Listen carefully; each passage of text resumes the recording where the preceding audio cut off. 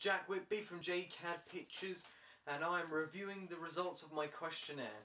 So a few days ago I wrote a questionnaire saying a few simple questions about typical thriller films and conventions. I then gave this questionnaire to the public, 4 of which were in our age group 16 to 19 and our target audience. Another one was older, 41 or over, because I wanted to just have a glimpse of what the older generation like. So right now I'm going to be reviewing what the results of that was and how this has helped us in finding conventions and how to do our thriller film from what our target audience seemed to like. So as I said, it is clear from our results of my questionnaire that the age that we are looking at is 15 to 19, and this was because this is the more age in our target audience. Our target audience was from 12 to maybe 30 we're stretching it to. So this is kind of our age group, people who are making the film, and see what our age group think of films, as we may have to set different mindsets if we have the same mindset, but also to see what our target audience feels. Most people who answered the questionnaire were around this age, which was good as this is the age we were aiming for our target audience. However, one was 41 and over, and as I said, this gave us a little bit more insight to what the older generation like in thriller films, and to see if we need to bring back any of the older thriller films, like I've been watching Pulp Fiction, Silence of the Lambs, Misery, all those old thriller films, or see today I need to watch the newer ones, depending on which everyone liked. So I'll start off with what their favourite thriller film was, and this varied. However, it's seen that most people put more recent films, such as Shutter Island and Gone Girl, which were very recent, 2010 to be exact. This shows that our target audience like the newer films, so we need to make our thriller film unique and something new that people haven't seen before. Also, the person who aged 41 or older put an old film, which was Pulp Fiction. This could be because the older generation prefer older films, which they used to watch when they were a bit younger, and might bring back good memories to them, or that's the film they used to watch when they were in their youth. However, this may not be the case, as some aged 15 to 19 liked Misery, which came out in 1990, so an even older film. However, all the films were good and have inspired our group in one way, so all the films that were put down on the questionnaire we had actually rather looked into, researched or watched, which was really good because we already know about the camera shots in them, the location, the characters, music, we already knew it, so we just seen what parts of those films they in particularly liked, and because they were their favourite film, we can take the conventions from those films and put them in ours, and hopefully in the future people will be saying that our film is their favourite thriller film because of all these conventions that we've looked up. Next, I asked a question on location. I'll be putting the question on screen now so that you can see what the actual question was. When it came to location, most of the people put that they like abandoned buildings and houses, and it gives the film a scary film and makes the protagonist seem helpless and lonely, makes their chances of survival slim. So if they're in the middle of nowhere, you know that, like in Misery I'll refer to, Paul Sheldon is in the middle of nowhere and he can't walk. There's no hope of escape if anything goes wrong with Annie Milk, which it does. So we're saying that in our thriller film, if we have abandoned locations, and because of the characters we're having, a hero that has forgotten his memory and is trying to regain it, and a biker, a mysterious figure who seems to be following him, having this biker refer to a barn which is abandoned in the middle of nowhere and bringing this hero to there, we're going to cause a lot of tension in it, because the hero will not be able to simply run out the door, because obviously the doors are going to be locked and he knows that this guy is always watching him, as we see straight off the bat in this film. And it's going to make the audience tense because, you know, is our hero actually going to survive this thriller film, or is this going to get cut short? Are we going to see a complete different thriller film from the ones they planned at the start? You just don't know. That's what makes the setting of an abandoned house so unique, because the hero can really be in trouble and really flips on the hero always having the upper advantage on the villain. In our film, the villain always have the advantage over the hero, which is completely unique from most other thriller films that we see, because everyone wants to see the hero overpower the odds. But if they will, can he in our one, or is this villain too powerful for that to do so? This is why we came up with the idea for the thriller film of an abandoned barn, as I just suggested, for the hideout of our antagonist in the middle of a field with roads far away, which means if our protagonist ever ends up here, the viewer knows that he is in trouble and will have a very slim chance of surviving this situation. However, there was more. The others said that they liked more simple locations, such as streets, and in particular, if we could, a city like New York, Los Angeles, and there was also mention of a small town with a police station. The people that put these answers seem to like films which are more about the storyline and complicated plot rather than the action side. The younger people seem to like action more than storyline, which is what we must take this into account, as our storyline, our thriller film target audience is based on this younger generation. So if they want to see more action than they do in-depth plot, we can't do it our way. We have to do it what our viewers want. However, this does not mean that we can't include both in. We just need to be careful with having an equal balance of each. Though we've taken some simple settings into account, we decided the simple setting and storyline can easily be followed. The simple setting also makes it easier to follow, which means people are not going to be confused. Where are they now? Asking themselves the questions. If we have just a simple setting such as a police station and a small town, it will be very easy for the viewer to follow, and they won't be too confused on which skyscraper they're in or where they are in New York City. But however, because of our type of thriller film, we wanted to keep the setting very, very simple. We just want a few roads, maybe a forest, a barn. We just want to, but we also need, this is for the modern day, and as our film consists of flashbacks to our hero's former past, we are also going to have the modern view, such as the past view, which is kind of more modern, which is really given a flip again of how's his civilization, his work. So we get to see both sides, but this is why the complicated plot comes into view, as the modern day looks more like the past, and the past looks more like the modern day, which is showing how his life has really took a step backward because he's lost his memory, so he has gone back to stage one. So the film and the setting will link in with the characters in the film themselves, and everything's going to come in together nicely at the end of the film to explain why he's doing this, what happens then, what happens there. It will all link up together in our complicated / in-depth plot. However, don't think we've forgotten about action, because there'll be plenty of action. He's going to be running from this guy. Is he chasing this guy, or is the guy being chased? He doesn't know because he's forgotten. But we'll speak about that more when we get to characters. So as I just mentioned it, I'm now going to talk about the characters question that I asked the audience in my questionnaire. And it seemed that the main favourite characters they chose was from the favourite film they put in the first question. So it all links in for why they'd chosen that film. So this already portrays to us that we need to have our character very in-depth and stand out from the rest, because the characters that are most different in the film and most unique are the ones that the audience have chosen, which means people might choose our thriller film as their favourite movie because of the characters. So if we have unique characters such as Dr. Hannibal Lecter from Silence of the Lambs, or Jules Weatherfield played by Samuel L. Jackson from Pulp Fiction 1994, these two characters are very different but very unique. I mean, it wasn't very often that you saw a cannibal psycho like Dr. Hannibal Lecter helping the police to find another psychopathic murderer, but also riddling. It was a very unique, very playful way of having a vicious killer. He was very playful, like a child, when he was a very posh, well-mannered criminal.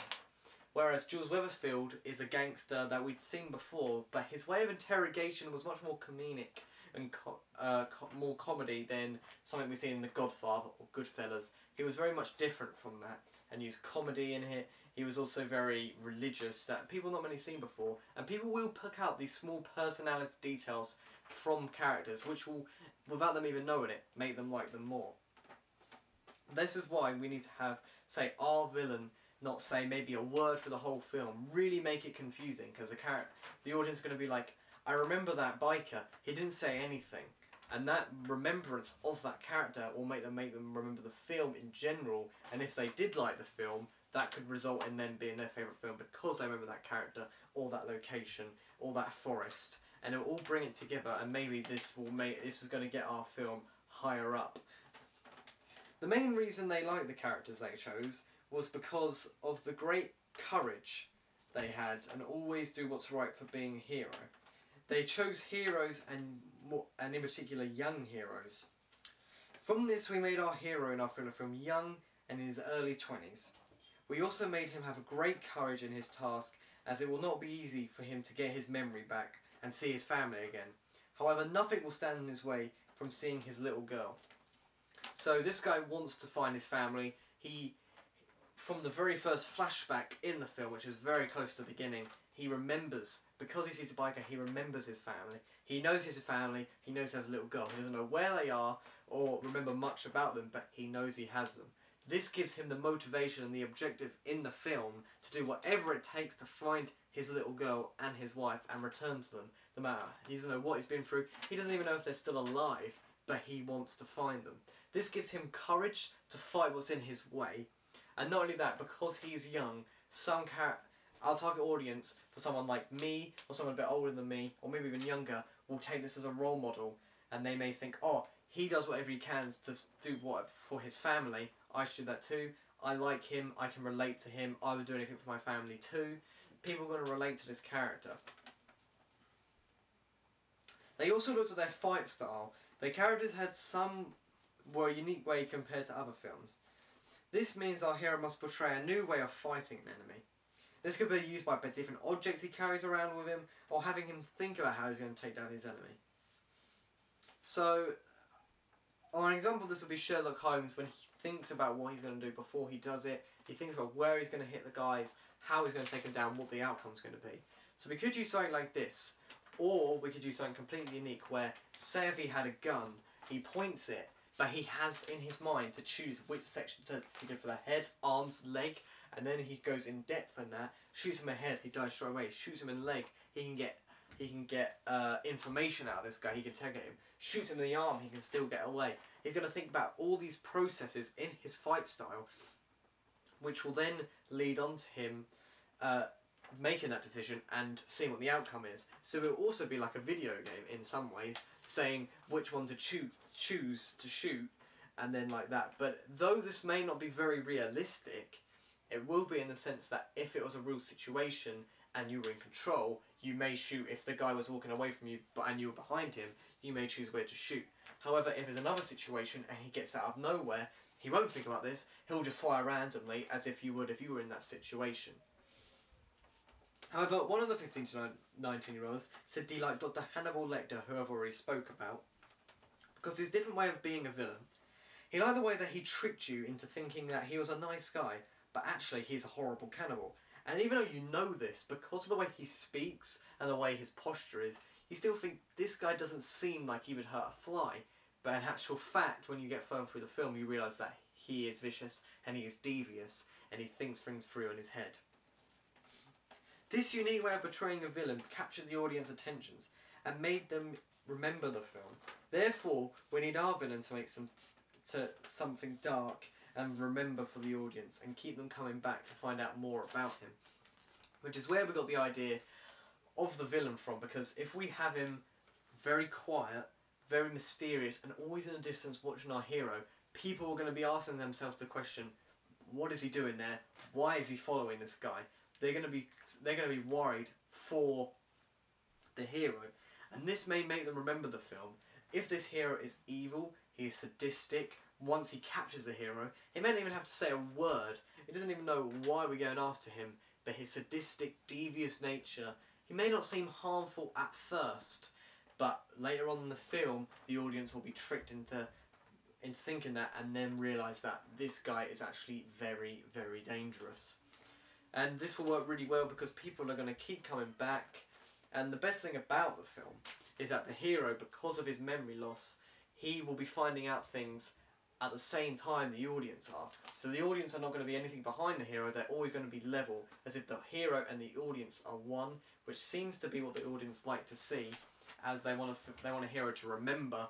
This unique way of portraying a hero, finding out things at the same time as them, is really going to make them feel involved in the film, relate to that character, and therefore remember that character, therefore remembering the film.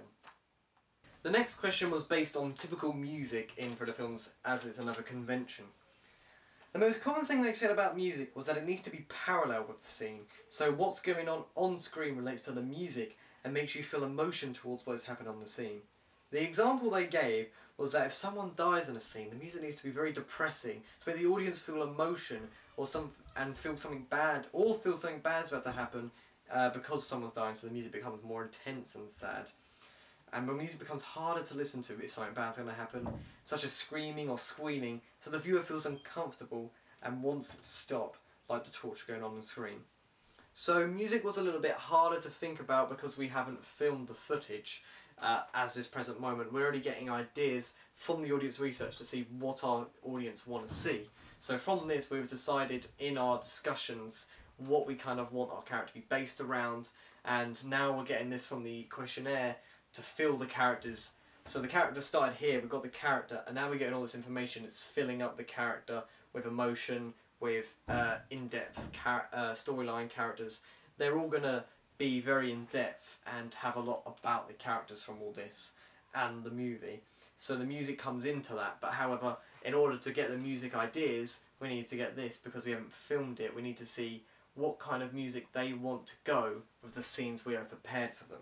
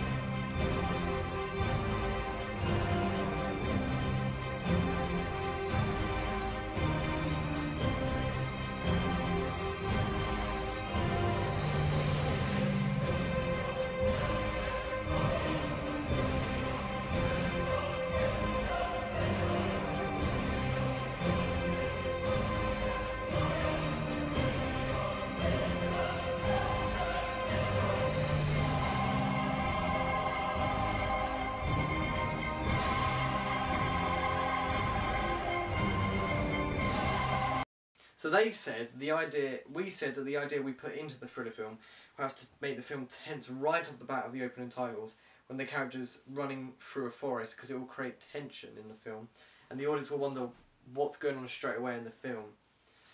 It also needs to build intensity to a scene, so when a new character is being revealed, the music makes it very tense and makes the audience excited to find out who they're going to feel, so the music's going to build who is this character, and what is the significance of the play.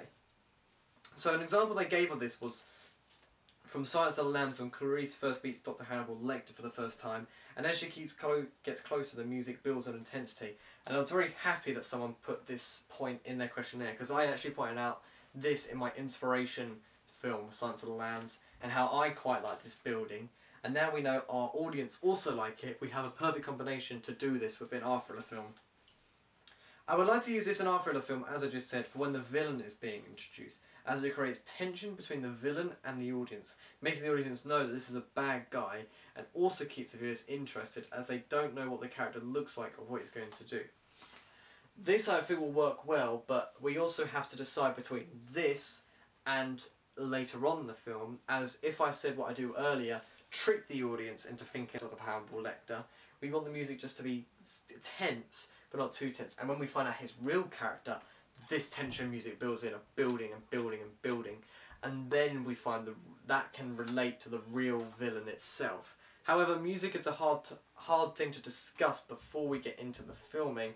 However, it seems by the questionnaire that the audience want music that is parallel. They don't want any contrapuntal music to the scene. They want it to build intensity and feel emotion, so that when they're watching something sad or scary on screen, the music fits with what's going on screen, which relates to parallel music. So this is what we've taken into account for when we film our thriller film. The next question I asked about was about the storyline, and this is where we're really going to get into the in-depth stuff about the storyline, and this is very key to our research, as a good storyline results in a good film, and in my opinion more than anything. So we need to make sure we get the storyline right. For this question meant a lot to the questionnaire and a lot to our research. The answers to the viewers' favourite storylines were very different from one another, and also linked in with their favourite film. This conveys that people have favourite films. They like good, in-depth storylines, in which they can relate to. However, those storylines were not the same as each other. They followed a similar style, which is psychological thrillers, such as Misery or Silence of the Lambs. And this worked really well for us because we were planning to do a psychological thriller. As you can already tell from what I've told you about the film, this biker is following the hero.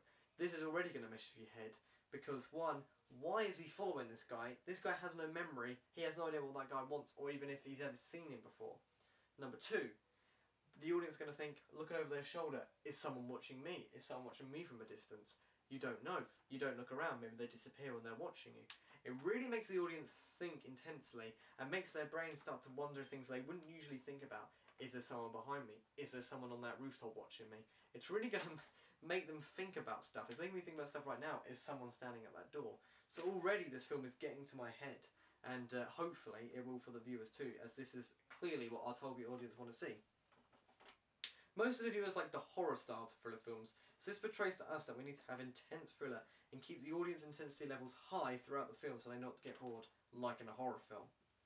We've taken into account in our thriller film and have made it a bit creepy, as our hero villain is always following our hero, which may be uncomfortable for the viewers as they feel someone is watching them from afar, in case they will remember in which case they'll remember the film, as I've just discussed. Each questionnaire states that intensity levels need to be kept high throughout a film and needs to keep the viewers interested. But some also state that they like the more realistic thriller films, as it makes them nervous and makes them think they could happen to them. We have used realism in our thriller film, but by have a simple hero as an ordinary man who's just forgotten his memory, which the audience could relate to, as I explained more when I talked about his character in general. However, we also used a villain in which he is dressed in a normal biker outfit and is watching our hero from a distance for a mysterious reason, which I also explained in the character section. This villain is simple, so it makes the viewers believe that it could happen to them, which keeps them entertained in our thriller film, as this is what they liked about thriller films and characters in general, and storylines. Most people also said they like a clear good guy versus bad guy theme in a thriller film, which is why we kept it simple and just had a main hero and a main villain, and not lots of gang members or lots of heroes alongside them. So it's easy to follow for the viewer, in which case the characters are more in depth. So by having just a normal hero villain, there's not going to be anyone helping the hero, not going to be maybe a gang helping the villain, but because the villain is dressed differently from what the gang will be, it will be clear to see who is the leaders, and in which case clear to see hero-villain clash. Not as much as in a superhero film, where it's very, very clear, but this is going to be a clear side, split side, heroes on this side, villains on that side, you choose your side, who's in the right, who's in the wrong. This is going to keep the viewers entertained. They're also going to be entertained because he's forgot his memory. They'll be entertained in watching him follow. When's he going to find his memory? What does that mean? What does that mean? Why is he following him? All this is going to come together and make the viewer want to watch till the end to find out why the biker's following him, why this has happened, and in which case the storyline really comes together as a bit more complex.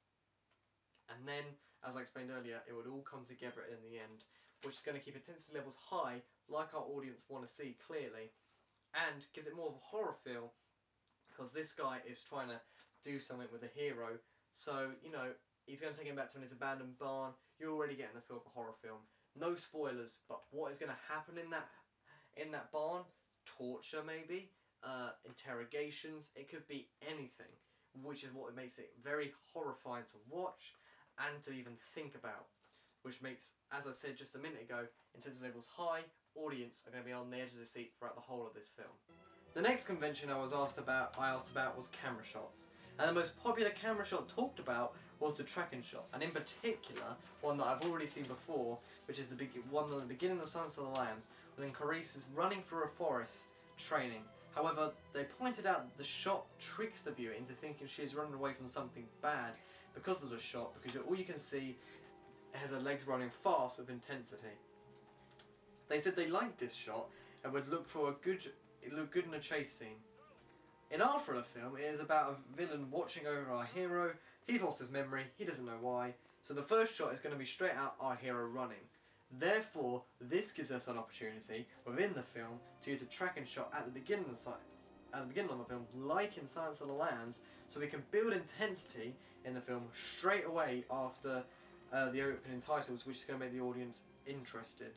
And this, I was really happy that they said this, because as I said in my inspiration for a thriller film, I also talked about this tracking shot. So the fact that they've actually mentioned that one in particular is really, really good. So obviously it proves that Silence of the Lambs is such a good film because of all the convention it uses, and I'm so glad that I chose to get inspiration from it, as it also inspired lots of other people.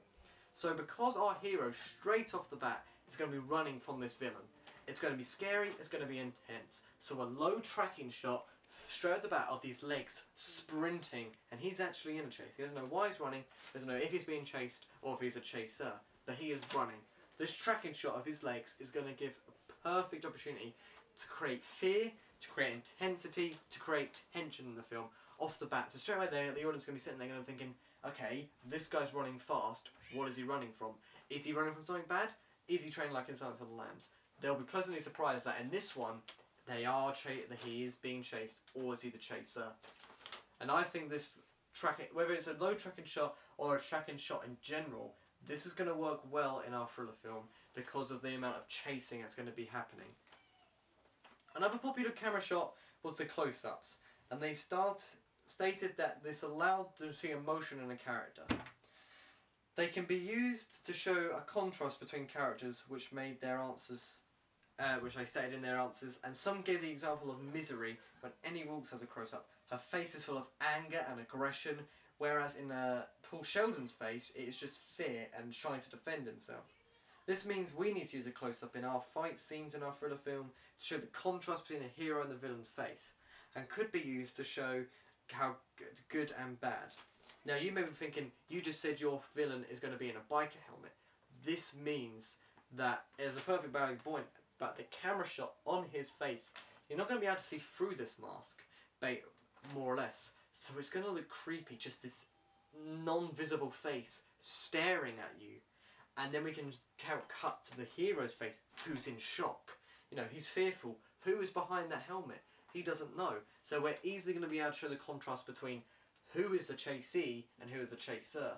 But also, he doesn't know that straight off the film. And another popular one was point of view and over-the-shoulder shots were also mentioned, as they said they can make the film more realistic and makes the audience feel as if they are part of the film, which can be used to build tension or in a scary scene. And we also have already decided to use a point of view shot off the bat.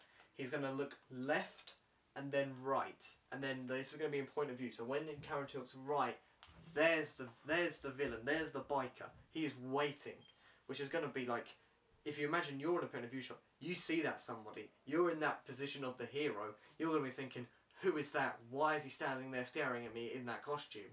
Straight away your mind's going to think, run, which is what the hero does. So what the audience are going to think the hero is going to do in reality. Obviously this may vary, but logically this is what you would do.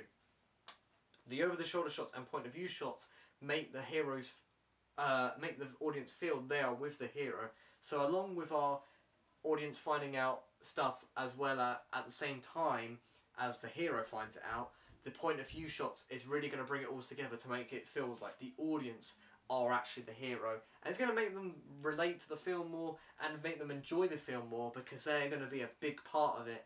And I feel like this is going to be a great way to build tension in a film, which is a big part of what the audience like to see in a thriller film. Now I've talked about all the conventions, I wanted to talk about a typical thriller film in general rather than the conventions separately. I wanted to bring it all together and see what our target audience thought about it. So I asked the general question, what do you like most about thriller films? And now the answers varied. The most popular, however, was the love for action that thriller films bring to the screen. The action keeps them entertained throughout, and they like a lot of things to be happening on screen at once. Now this is a good thing, as our thriller film, the whole movie consists of our hero in a chase. This means that action will be a common thing in our thriller film, which seems to be what our target audience is looking for. Now this is good because it's in a chase, as I just mentioned, there's going to be lots of opportunities for action, for gunfights, for car chases, for running chases. There's going to be absolutely every type of chase, every type of action. This is really going to suit our target audience. There's going to be non-stop action, non-stop intensity throughout the film, with a hint of maybe a plot twist or something dotted in there, but we are focusing on what our target audience want, which is a lot of chasing and a lot of action.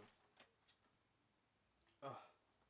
They also said that the psychological thrillers, they like psychological thrillers the most, as the films makes the scarier, it keeps on the edge of the seats throughout the film and makes them think. We are planning to have elements of this in our thriller film, and when the viewer finds out why the hero is being followed. We want our thriller film to make the most of the viewers, make the viewers think into what's happening to our hero and why he's being followed. Now, I explained the psychological thriller part of our storyline in the previous part of this video. However, it does make you think, is someone watching me? It's going to make the viewers very intense. They're going to feel very tense when they're watching this film. They are going to be on the edge of the seats because is someone following them? It's going to make them ask all these questions in their head, rhetorical questions that they ask in their head. It's going to make their mind think if it's real, they're going to be looking around, and this film is going to stick into their head, which is what we want, because we want people to remember this film. And as I said earlier, our target audience likes more horror films. We bring that horror element into this film with the psychological thriller. We have got a film that's perfect for our target audience. However, someone also put the in-depth storylines, so we need to consider this and have, because in-depth storyline is just as important as the action being portrayed on screen. Now, this is very true, and this is what I believe. However, if our target audience, as seen, want more action, we have to give them more action. That's what they want to see. So though we have tried to think about the storyline, as I've said earlier in the conventional storyline, we need to think about the action as well. So though it needs to be balanced, the action may be a bit above the in-depth storyline, because that's what our target audience want to see, and we want to please them, because that's who we're making this film for. The last question that I asked was about how long they think the film should last. So this is a simple question, and most people put 2 hours. This is the time we were aiming for anyway, as it's not too long and the viewers will not get bored. 2 hours is a sensible time and it's going to suit our target audience and us. We didn't want it to be too long, we don't want the viewers to get bored throughout the film, and we can't be dragging our 12-year-olds in the cinema for 3-4 hours. We want to keep it fairly short, but have a long enough time to keep the viewers not disappointed and have enough action to fill their seats. So this is a simple question, but a very important one nevertheless. Overall, the questionnaire has helped us decide what our target audience are looking for when they see our thriller film. It has also shown us a glimpse of the older generation like in thriller films. As shown, we need to add thriller films from our generation how we would like it. So though we are focusing on our target audience, we do want elements of older generation films in there to bring the older generation to see this film. And it will eventually bring us in more money at the box office, obviously, and we are going to please our target audience and hopefully more than our target audience. And thanks to this questionnaire and this data, we were able to do so.